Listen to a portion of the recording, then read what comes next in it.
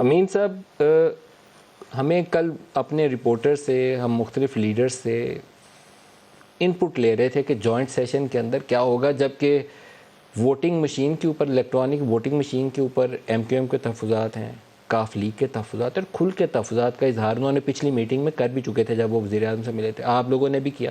آپ کو 2 پریزنٹیشن دی گئیں، دونوں میں آپ نے اس کے اوپر عدم اطمینان کا اظہار کیا.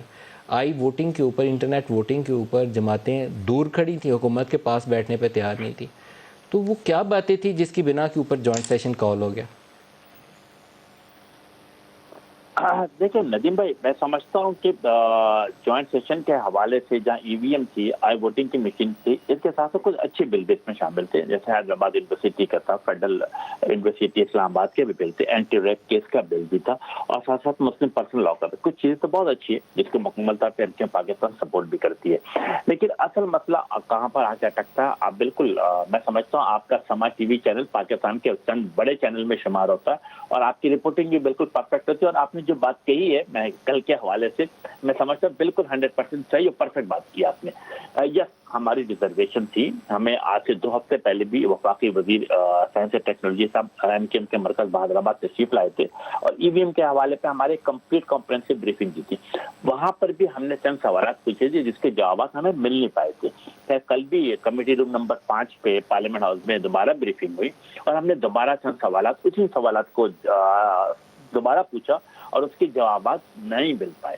تو ہم نے یقیناً اس وقت بھی عرض کیا، اور آج بھی جب وزیر اعظم صاحب نے دوپہر میں کھانے پہ بلایا تھا تو ہم نے ان کی کور کمیٹی جو تھی ان کے ساتھ بڑے عزت احترام کے ساتھ عرض کیا کہ ای وی ایم کے حوالے سے چند سوالات ایسے ہیں جس کے جوابات مل نہیں پائے، اور ہماری اپنی ریزرویشن بھی ہے. اور ریزرویشن کیوں ہے ندیم بھائی؟ آپ کے علم میں کہ 2018 کو میرا خیال ہے کہ جو رات کو 8 کیس بیٹھ گیا تھا، اور ایم کیو ایم کو 300 ووٹ سے لے کر 3005 ایسی سیٹیں تھی جو 300 سے لے کر 3000 ووٹ تک ایم کیو ایم کو ہرا دیا گیا تھا.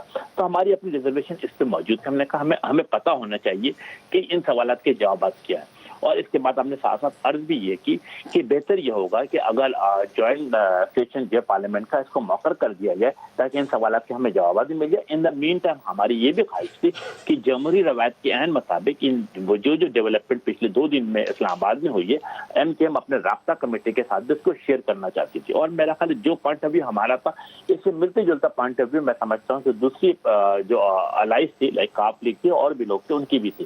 تو میں سمجھتا ہوں کہ یس، وزیر اعظم صاحب نے اور وفاقی حکومت نے بڑا اچھا ڈیسیشن لیا، اس کو موخر کیا، اور میں سمجھتا ہوں اس کے بعد ہم دوبارہ بیٹھ سکتے ہیں. ان چیزوں کو، ان سوالات کے جواب اگر مل جاتے ہیں تو میرا خیال ہے چیزیں آگے بڑھ سکتی ہیں. سر، ہاتھ سے نکل گیا یہ معاملہ، سیاسی دھچکا ہے تحریک انصاف کے لیے. الیکٹرانک ووٹنگ مشین اور آئی ووٹنگ وہ نہیں لا سکیں گے، باقی بل پاس کروا سکتے ہیں. ان 2 کے اوپر ان کو نہ کاف لیگ سے، نہ ایم کیو ایم سے، نہ جی ڈی ایس سے سپورٹ نہیں ملنے والی. یہ بات طے ہو گئی. میرا خیال ہے کہ کوئی سیاست میں کوئی بھی بات ختم نہیں ہوتی ہے ندیم بھائی. ہم پولیٹیکل ورکر ہیں، پولیٹیکل لوگ ہیں. ہمیشہ سیاست میں گیو اینڈ ٹیک کا اصول چلتا رہتا ہے. اور میں سمجھتا ہوں کہ جب تک جہاں تک آئی ووٹنگ کا معاملات ہے، internet voting for the overseas Pakistani, تو میں سمجھتا ہوں ایم کیو ایم اس کے اوپر مثبت خیالات رکھتی ہے، اور سمجھتی ہے کہ یس، جو تقریباً 9 ملین کے لوگ جو اوورسیز میں رہتے ہیں، اور جو بڑے پیمانے پہ پاکستان کے جسے کہتے ہیں بادلہ بھی بھیجتے ہیں، ڈالر بھی بھیجتے ہیں، اور ان کی وجہ کا معاشی صورتحال بہتر بھی ہو رہی ہے. یس، ان کو ووٹ کا حق ملنا چاہیے. ان پرنسپل بھی ایگری آن دیٹ. اسی طریقے سے ایم کیو ایم پاکستان ایک liberal, moderate, progressive political party ہونے کے ساتھ کیا سمجھتے ہیں کہ ماڈرن ٹیکنالوجی کا استعمال بالکل ہونا چاہیے. ہمارا ملک اسی وقت ترقی کے مراحل چلے گا، معاشی طور پر ہم ترقی کریں گے جب ہم نئے ماڈرن ٹیکنالوجی کا استعمال کریں گے. لیکن ای وی ایم کے حوالے سے جو سوالات تھے، ان سوالات کے جوابات ہمیں مل جائیں. آئی ووٹنگ کے اوپر آپ کے تحفظات نسبتاً کم ہیں، لیکن کاف لیگ کے تحفظات آپ سے بڑھ کر ہیں. تو جب تک وہ اتحادی ساتھ نہیں ہوں گے تو وہ تو نمبر آف ووٹس ہی پورے نہیں نہ ہوتے. امین صاحب، ووٹ بھی تو پورے کرنے ہیں.